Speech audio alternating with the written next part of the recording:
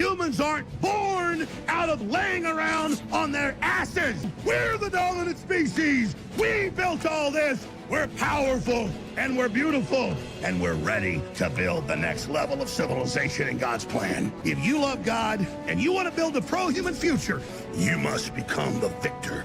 But you have to believe in yourself first. This is the truth, and everyone knows it. So, ladies and gentlemen, as most of you are undoubtedly aware, it is almost Christmas, which means that it is coming to an end for 2024. And I wanted to do a state of the gaming industry address. Because to be perfectly honest, while there have been some ups this year, like with Blackmouth Wukong, there have also been some very, very, very worrying signs. We've had some of the most catastrophic failures in gaming history this year, with games like Concord, and the complete and total ruination of BioWare. Whatever reputation they had left was completely decimated by Dragon Age the Veilguard. We have seen many companies basically fall into disgrace.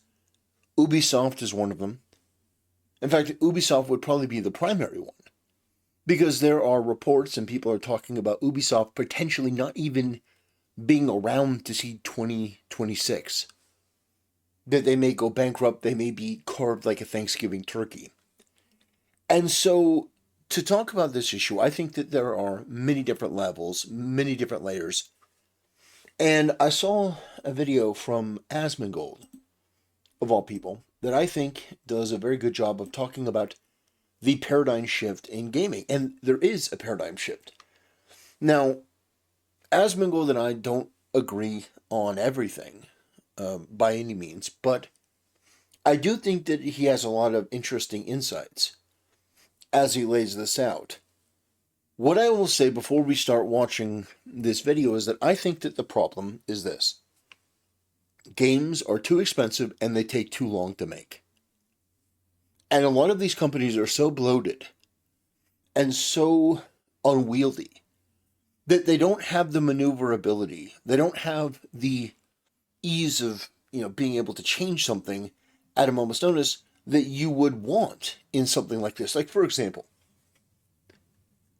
there are games that will inevitably be coming out that started development in 2014. Now you may be saying, come on, 2014? Yeah. Dragon Age the Veilguard was in development for 10 years. So you have to think about that. Even though it went through a bunch of iterations, the fact is that the game started development in 2014. That's 10 years. Think about all that's changed in all that time. Donald Trump wasn't even president yet. We were still under the presidency of Barack Obama. And I know that some people may roll their eyes at this, but I actually think that Obama, or rather what he represented and the culture shift that he brought along, is in part responsible for a lot of what we're seeing. Cue up the meme, thanks Obama, but there was validity to it. You see, Barack Obama didn't make racial tensions better. He made it exponentially worse. Barack Obama didn't bring peace and unity and hope. He brought division, despair, and just misery. Because the left thought that Obama was, their utopian candidate, that he was going to bring in the promised land. And when he didn't, it broke their brains. And now we're seeing the result of that with this mental illness epidemic, this degeneracy epidemic, where these freaks have basically got into all of these institutions and are now destroying everything simply because they didn't get their way. And they resent and hate you in every form of entertainment for not just going along with and accepting all of the insane, depraved, degenerate, narcissistic bullshit that they were putting out there. It's why they've gone to great lengths to ruin and destroy a lot of the most iconic and legendary IPs that we enjoyed from our childhood. Star Trek, Star Wars, Lord of the Rings. I could go on and on and on. Basically, everything has been twisted and tainted by these degenerate, self-absorbed freaks. And unfortunately, at the end of the day, we really don't have anything. We don't really have anything left that has been unmolested by these social justice activists. And I think that in the coming years, what we're going to see is a lot of these companies are going to go by the wayside. And the companies that avoided it, because there are some companies that avoided wokeness, DEI, ESG, those companies are going to be rewarded exponentially. And I think that one of those companies is Nintendo. I think 2025 is going to be Nintendo's year. The Switch 2 is going to come out. I think that it's going to be more powerful than people are expecting, but it's not going to be a PS5 Pro. I think that it will be able to provide PlayStation 4, maybe Pro gaming on the go, which is actually pretty unbelievable. I mean, if you really think about it. When I was growing up, there was no such thing as portable gaming. You had to bring all of the adapters and all of the... It's like... So I think that that's going to be the next generation. I think a lot of these companies like Xbox are going to move away from hardware into a more multi-varietal, situation where your Steam Deck is an Xbox, your Nintendo Switch is an Xbox, your PlayStation 5, is an X. You get my point. But there's optimism in the gaming community. I don't think that there's going to be a crash the way that people are thinking. But at the end of the day, what needs to happen in order for gaming to fix itself is to fire the bulk of the social justice activists in HR, get rid of all of the DEI, ESG, DEIB woke initiatives, fire everyone who's a consultant in any of those groups that have anything to do with it, and make it abundantly clear that that sort of left-wing degenerate culture is not welcome anymore. In fact, making overtures to the gaming community would go a long way to repairing your brand and reputation. I'll give you an example. Bud Light. Bud Light made a huge mistake in partnering with Dylan Mulvaney. Now, if you don't know who Dylan Mulvaney is, consider yourself lucky. I'm not going to take the time to explain, all the details and nuances about that degenerate freak. But basically, Bud Light, well, no pun intended, they took it up the ass. They basically ruined their brand overnight. And in one move, Dylan Mulvaney managed to basically take billions of dollars from the value of a brand. And Bud Light was desperate. They were trying to do everything they could to maintain their sort of DEI, ESG narrative while trying to tamp this down. And eventually they just caved and got rid of the whole DEI thing altogether. And now they are doing marketing campaigns with Shane Gillis, which are actually pretty funny. They're doing a lot. They invested huge into UFC, and they're doing everything they can to rebuild their reputation. Gillette did this a couple years ago. Not to get too far into the weeds about relitigating the whole social justice crisis. But Gillette did this, and recently Gillette has been putting out ads that are more masculine in nature and sort of abandoned the whole thing. The gaming industry needs to do the same, and they need to do it vocally and vociferously. And here's the thing. The gaming industry has a problem that a lot of these other places don't. And that is the online activistic degenerate scum. These people that will celebrate wokeness online and try to shame and mock and ridicule people in the gaming space who call it out. Well, here's the problem with that. When somebody like Pirate Software says, well, if you don't like woke games, don't play them. Okay, fine. I can not only not play the game, but I can criticize it for being woke. Here's what happens. People lose their job. They shut down the whole studio. And now, because you didn't want to hear feedback, you didn't want to hear the opinion that was uncomfortable, now a lot of people are out of a job. And the gaming industry diminishes all that much more. And so this has been happening over and over and over. They closed down Firewalk Studio, which was responsible for Concord. They closed down the X-Defiant Studio. Ubisoft has been making major layoffs. Sony has been making major layoffs. Xbox has been making major layoffs. All of these companies, except for Nintendo, I don't know. I don't think that Nintendo has been laying people off as radically. In fact, I saw that recently Nintendo bought a new studio. Not a new studio, but essentially, I think they own, what was it? The company that made Xenoblade? I could be wrong. Correct me in the comment section below. The point is that there's a lot going on in the gaming industry that it has me worried. I don't think there's going to be a crash, like I said, but I do think that there is a major shift. And I do think it has to do with the fact that basically the wave that came from Obama being president, that cultural wind, is dying down. And unfortunately, people's feelings have changed. And I think that when you look at it, the gaming industry, it needs to purge its more radical elements. I have a video that I'm doing about some nut job who works at one of these companies that thinks that it's okay to punch gamers. Like, that person should be publicly, metaphorically speaking. I was going to say he should be publicly lynched, but I meant metaphorically. I'm not talking about doxing or anything like that, but that person should be humiliated. That person should be persona non grata. That person should be the punchline. Like, wait, you work in a service industry which is designed to make a product for gamers and you hate them so much that you want to punch them?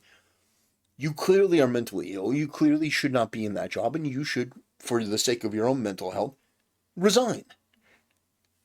Pretty simple. Anyway, let's watch Asmongold's video on this, and then I'll give my commentary. Everybody's favorite AAA gaming. We're going to look at where it's been, why it exists right now, and where I think it's going, which is going to be the majority of them into the garbage. I've said this before, that if you build 100 bridges and you suck one dick, you're not a bridge builder, you're a dick sucker. But if you suck 100 dicks and you only build one bridge, you're Ubisoft. What an intro. Yeah, it's fantastic.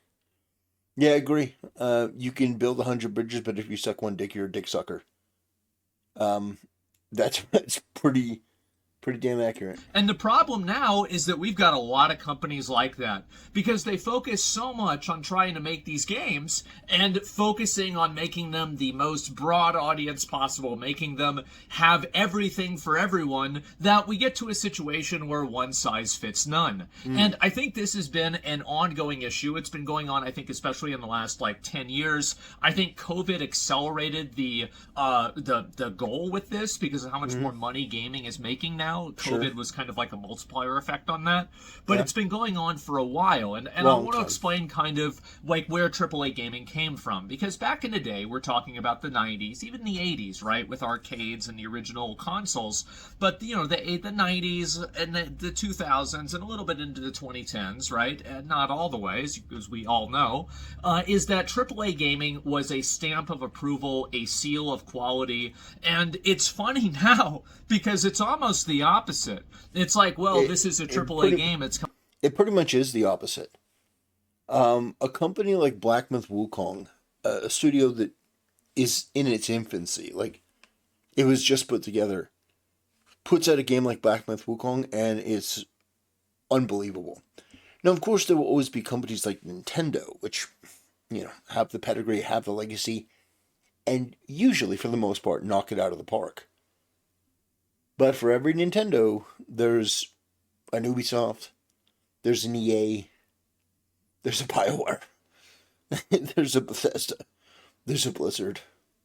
Coming from this big studio, so we know that it's going to have a number of annoying features. There's probably going to be, you buy the game on Steam and then you have to log on to their additional launcher in order to actually play it. All of these very, very annoying things. And at the end of the day, I think a lot of people don't enjoy that. And the other big issue that AAA gaming has is that basically a lot of studios, and I think companies are doing this in general. This is something I think that we're also seeing in movies as well, where you're seeing these movies that are being made with these gigantic budgets. Like everything is CGI. There's like all these A-list actors in it, and like the movie has a budget of like over $100 million maybe, or something like that. I don't know really what average movie budgets are, but it's probably even more than that in some cases. And then it makes back like a fraction of that money. And the reason what that does is it makes it to where every single movie has to be Spider-Man. Right. Every single movie has to be attached to an IP that can be attached to a line of toys that can be sold to kids. Absolutely. And so now you don't get as many right. movies that take risks as much because those risks cost more money, and it's harder to recoup the money back from the risks because you've lost the market of DVDs. Right. And so this has been going on now for quite a while with movies, and I think video games now are starting to copy the trend.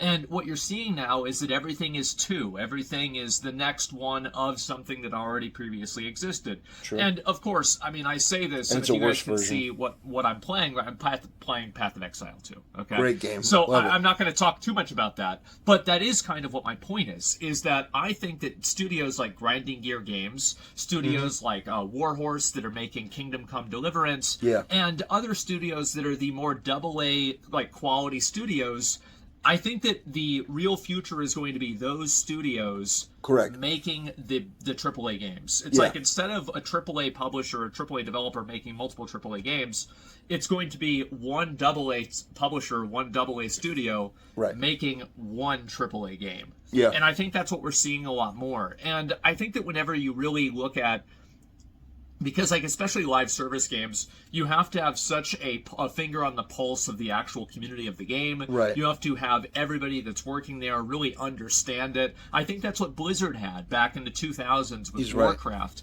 And if you look at any of the most popular video game franchises, and you look at the people that make the games are usually very good at those games. For example, like the Final Fantasy 16 guy that went and one-shot the boss in front of a big audience before the game came out. That was really cool. I've been enjoying watching Elon Musk play Path of Exile 2, and he's like actually really good at the game. It's completely tangential, but no, he's right. Unfortunately, a lot of these companies are filled with, like for example, when it came to Dragon Age: The Veilguard, I watched an interview recently with some of the people who were responsible for making that game, and like you could tell by the way that they were talking, you could tell by the way that they were answering the questions, that there was something wrong with them. Like there's something wrong with their mentality. They weren't really in it for the game. Everything was like this weird esoteric, like, oh, yeah, we really wanted to explore the deeper It's like, your game was shit, your writing was shit, the combat was meh. It's like everything about the game was substandard and not very good, but you're responding like, oh no, it was actually it's like, yeah, okay, I get it, you're a freak, you're weird, and you don't take criticism well, and you're unable to accept that sort of feedback, which is a major problem within the industry, is people who are not able to take feedback. And then you get people like Pirate Software who say, well, if you don't like what games, just don't play it. It's like, yeah, I can not buy the game, and I can also criticize it. Because without the feedback, and of course, gaming developers aren't really going to take your feedback all that seriously, but at the end of the day, it's still valuable. Some of it may be valuable. Listening to what people like and they don't like. Then you can make a determination whether you want to abide by that or you want to ignore it in the case of, just being purely malevolent and spiteful. Cool. And it showed that, hey, this guy knows what he's doing. He actually knows how to play his own game, which in some cases, like Diablo 4, turned out to not necessarily be the case. And so anyway, what I think has happened is that you've seen these studios like Ubisoft. I think Ubisoft is it's the worst offender, where they're spending $100 million on a game and they're expecting a 20% return. Because would you rather have 20% on $10 million or 20% on $100 million, right? Right. And so that's the logic that they use that they're going to just spend more money so they can multiply the largest amount of money possible. Yeah, And I think that what's happening now is that bad business. that is true, but it's also that you double down on a loss when it's not. True. And I think that's really the situation that we're seeing a lot of these studios run into when they release a game. Yeah, they're making big gamble plays on things that anyone with any sense can tell you is going to be an immediate failure. They're not playing the market. They're acting in a completely reckless and foolish manner. Game that's effectively a dud. And I think the reason why these games are getting released and they're trash is because consumer interests are changing so much faster than they used to. So think about it like this. There are a lot of games that are in development for, I don't know, like 6 years, for 10 years. example. 6 years or 4 years in development is very, very common. Think about how much different things were 4 years ago. Well, 4 years ago, we had COVID. Everything was totally different. People were addicted to Genshin Impact, and everybody was spending all day on the internet. Well, you can't necessarily develop a game around that, that context. And 6 years ago, if you started making a game, well, if you just got inspired by Fortnite, man, you're a little bit late now, aren't you? He's right. And so what we're seeing now is that we're seeing smaller studios, these AA studios. I think the best example of this, too, that you can use besides grinding gear games is Larian, who made Baldur's Gate 3, is that Baldur's Gate 3 took an incredibly long time to make, but it didn't follow any trends because it didn't need to. Right. There were no, outside pressures, outside investors. Being a publicly traded company was not causing them to have to, monetize the game in a way that was annoying. It was just them making a good game and then delivering it to players. And I think AAA game studios have, instead of becoming, too big to fail, they've become too big to succeed. And I've said this before, and I think that it becomes increasingly more true every year. And you're seeing these massive studios laying off. I didn't even know this. Ubisoft has 20,000 employees. How do you do that? There are so many people that work probably at these studios that have jobs that are, not particularly, super involved with, the actual creation of the product. And I think that's very obvious considering that they fire bunches of people and the products keep being made.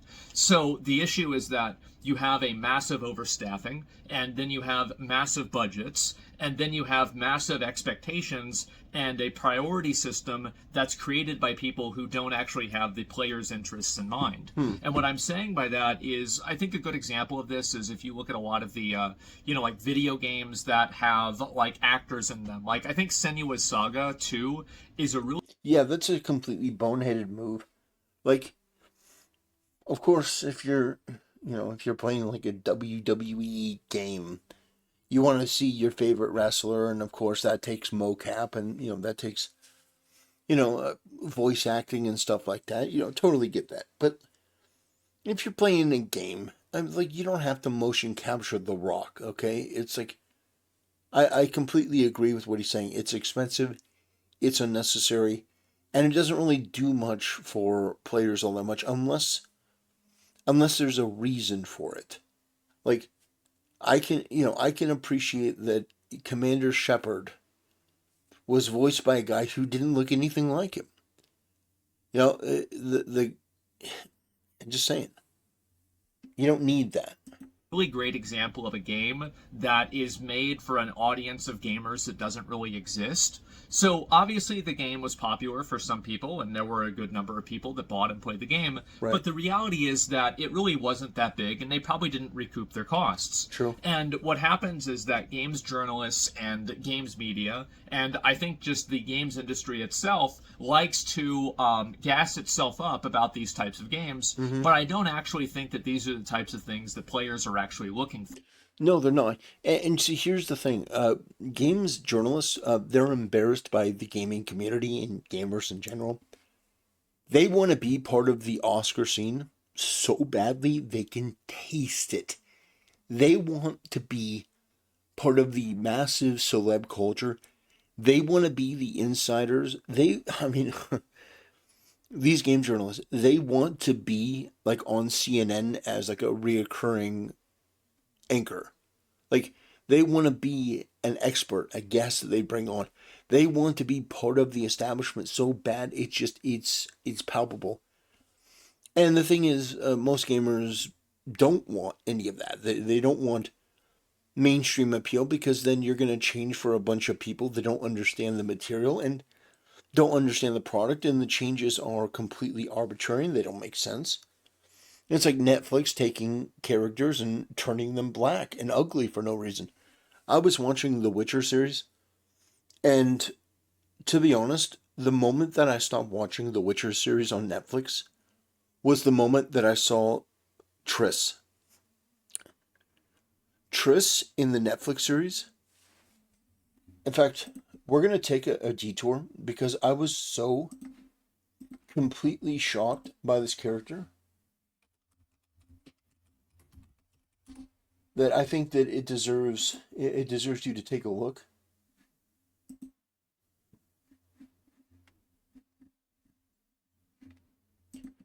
Like, I want you to sit down if you're not already sitting.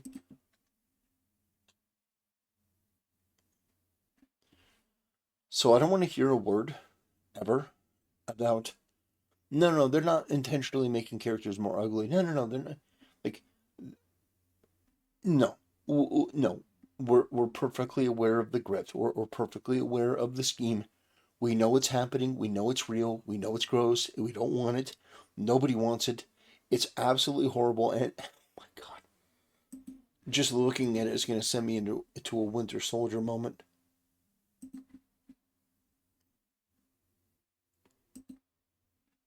Anyway, back to the video. For. And I think that's reflected in the sales, and this happens over and over and over. People play video games because they like playing video games. Right. While there are exceptions, they are very few and far between. And so what's happened is that these studios have convinced themselves they need to do all these things that players don't really care about. True. And they do them at the expense of the things that players do really care about, which is replayability, actual play, like playing, like the experience you have playing the game in the minute-to-minute basis. Right. And I think that aesthetics as well. Really, another great example of this, I've been playing, like, on top of, like, Path of Exile 2, I've also been playing off-stream Stalker 2. And holy shit, that game is great. And it's made by, again, a AA, you know, a smaller studio, but they've come together to really make an incredible game. And I think having a, you know, like, a focus, I remember, you know, there was, like, a really good metaphor that, like, in Game of Thrones, you know, King Robert was like, what's stronger, 5 armies or 1 army? You know, and like really it's the one army that's a lot stronger. And I think that's what we're starting to see a lot more with these games, is you're seeing these studios that are focusing entirely on making one defined product for a defined audience that they have a finger on the pulse of, and they're able to deliver a product to them that meets their needs and exceeds them in a lot of cases. That is the future for games. And I think also what's going to make this even more the future is the fact that you're going to see a lot of these studios, like the layoffs are going to keep happening. True. And the reason why is because of different types of ways that you can effectively, like, it's not really all AI, but in some cases it is. If you can have one person do the job of 3 people through some sort of procedural generation or some form of technology, well, then you're going to have that happen. And as that happens, it becomes easier and it lowers that bar to entry for the quality that people expect whenever they're paying $70 or $60 for a video game. Yeah. And so that's where I think AAA gaming is going to go. I think AAA gaming is going to have to become, like, I don't know, they're going to have to scale down. And I feel like there are... See, what I think would be optimal is to basically Order 66, these writing rooms, these people that are just blue-haired, woke, disgusting freaks, get them out and have like one really, really talented writer work with AI to craft a story that's just absolutely spectacular. And the parameters that you can set for the AI is no wokeness, no LGBTQ, no, you know, overly degenerate, you know, far left bullshit. Just purge it out of existence. And I think that you would see a market improvement in sales. I think you would see an improvement in the reception of these companies, these brands. I think that if you Order 66 the left-wing mentality and ideology from within your company, from within your game, from within your life, I think that would ultimately lead to far more success and far more profitable games. There needs to be a purge that goes on. And this ideology needs to go by the wayside. Few exceptions, right? We're always going to have Rockstar, From Software, Capcom, stuff like that. Yeah, for sure. But I think that many of these other studios are probably going to have to narrow down on one or maybe just a couple of IPs and then develop products for just those IPs rather than trying to release a bunch of different products and just like, well, if we sell 1 million of them for $10, we're going to make $10 million. Well, wow, why don't we sell 1 million of them at $1 million or something like that, right? Some variation of this.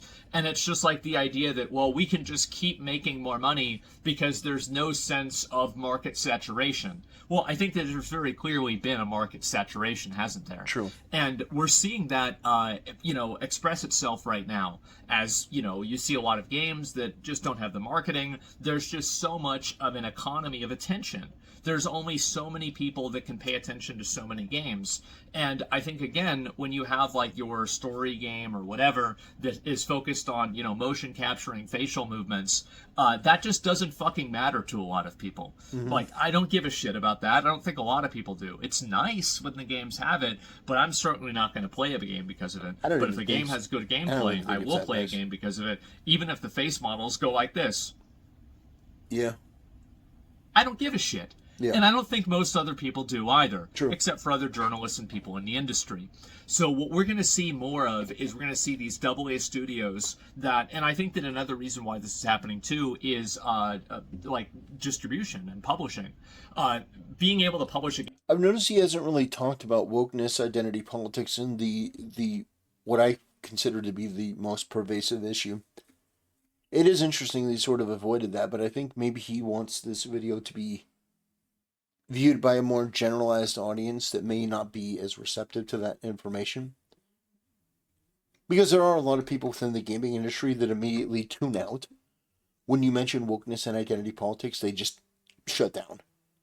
And they bail out of the conversation. And, it's like, I'm looking over here, there's a recommended video from Pirate Software. And I'm just reminded of his thing of when he used the air quotes to talk about wokeness. Like, what even is wokeness? Wokeness. It's like, you know what it is. We know what it is. But these people like to pretend that it doesn't. So I don't begrudge him for not mentioning it, but it is a huge problem. It is a huge problem within the industry. And it is one of the major reasons why these games are going tits up. It's not the only reason. Don't get me wrong. It's not like, if you took out wokeness from video games, then all of a sudden every game's going to do gangbusters. But it's that mentality and that mindset that ultimately leads to failure. Game. Think about how many hoops you had to jump through in order to get your game on Nintendo 64, or in order to get your game on Super Nintendo, or even something like the GameCube. It was much harder to do than now, where all you have to do is, put your game out on Steam and then, post it on Baldi's subreddit. And if the people like it, maybe he'll watch it. And then it'll be in a YouTube clip. It'll get 100,000 views or more. And so that's pretty easy to do, right? Especially compared to, trying to work around, a Japanese company's expectations in the year 2003. Much, much harder to do. And so nowadays, I think you're seeing much more people able to get into that space and grow in that space much more quickly. And that's why you're going to see those AA studios that focus and narrow in on just like that one solid, really good product. That is where I think the future is going to be for AAA games. And I think that also AAA studios, this is another big problem, is that, what I was saying before with Ubisoft, they've sucked a lot of dicks. And the problem now is that residual taste in people's oh God, Aspen, stop. That's horrible. All right, let's go ahead and just stop right there. People think that their next games are going to be bad because their He's not wrong, though. previous games have been bad. And so there is a reputational damage that happens that exists beyond the lifespan of the game that has problems. Right. And that's effectively what I'm trying to say. And so what I think that we're seeing with Ubisoft and other studios is that they have this reputational damage, this generational reputational damage. Blizzard's another great example of this. And it makes it to where every game that they release is taken with such a massive grain of salt that a lot of people write it off before it even releases. They don't even know what it is. Oh, it's a Blizzard game. It's a Ubisoft game. It's EA. Of course it's going to be garbage. Right. So there's about 2 minutes left on this video. Great video from Asmongold. What I want to say in conclusion is this. It's not even just about the issues that he's talking about. There's also another component of it that he doesn't bring up at all, because I don't even really think it is on his radar. But it's something that I definitely have noticed, and that is that to be a gamer, it comes with a lot of ostracization, if I can speak. It comes with a lot of ridicule and mockery and insults, and you're an incel, and you're this, and you're that, and you're a loser, you're pathetic, you know. No matter where you turn, I mean, like, even Joe Rogan is like, oh yeah, gaming's for losers, you don't get anything done. I think he's changed his opinion on that, but my point is, the gaming press hates you, the gaming media hates you. I mean, if you have an opinion or disagreement, you know, most of the content creators and streamers, they don't like you. You know, there is a lot of stigmatization. There we go. When it comes to this stuff. And you'll get somebody like Alana Pierce and others that'll shame you for having an opinion. You know, you are expected to pay money into this hobby, you know, to buy these games, to play these games, and then to be quiet. And if you don't, if you have an opinion, if you vocalize that you're going to be mocked and you're going to be belittled by these, you know, by these loathsome, disgusting freaks within the industry. People like the Ackman, Alana Pierce, Angry Joe, Young Yeah, even Spawnwave.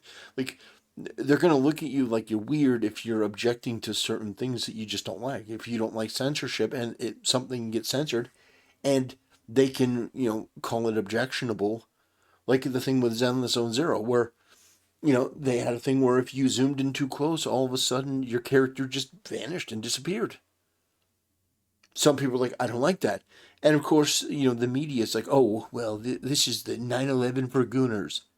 It's just, you're expected to pay into the hobby, but you're not allowed to articulate it. And you know what? A lot of people weigh that. They do. They're like, do I really want to get into the Dragon Age game? I'm paying all this money, and then on top of that, they're going to make fun of me, and I'm not welcome in the Discord because I have opinions and politics that people disagree with. I have views that, you know, people in this group apparently hate.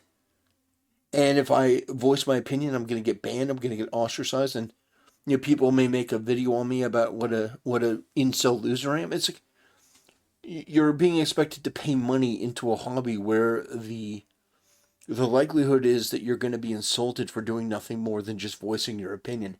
And that is something that people weigh into a decision. Do I want to pay money for this game that's going to likely suck, and that the people who work on the game hate me, and the media who writes, you know, in celebration of this game hates me? That's also something that people do take into account.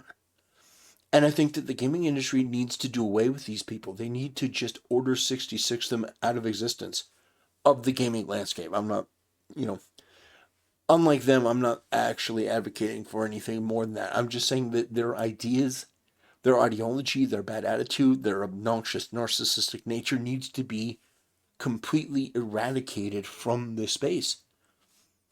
Because that's how you bring gamers in. It's actually the real sense of belonging.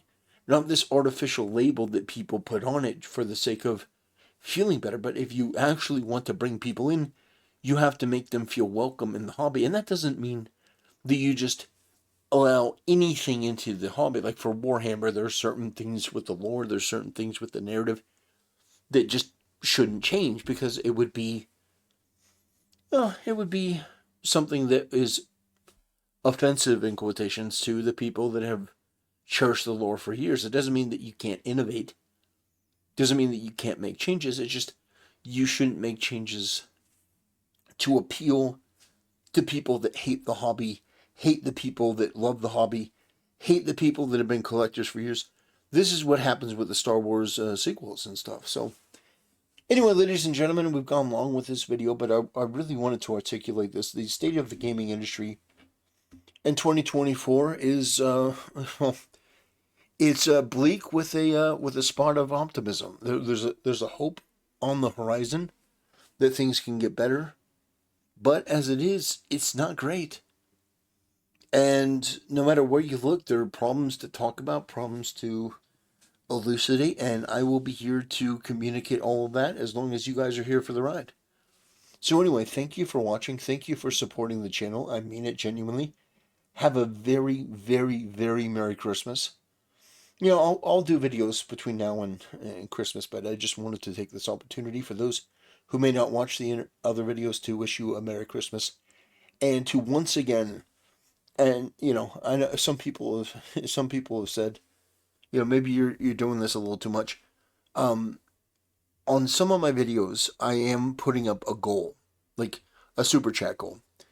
It's usually one super chat and it's like $5 or under. And that's if you're not financially able, that's not for you. You do enough just by watching the video, by liking or disliking, subscribing, all that stuff, leaving a comment. But if you want to help support the channel, and there have been some, I mean, just unbelievable people supporting the channel. I am blown away when people give of themselves to, you know, to support what I'm doing here. It means a lot. I just want you to know it means a lot. I'm not going to harp on that anymore. But anyway, ladies and gentlemen, I appreciate you. Have a wonderful Christmas, and I'll see you next time.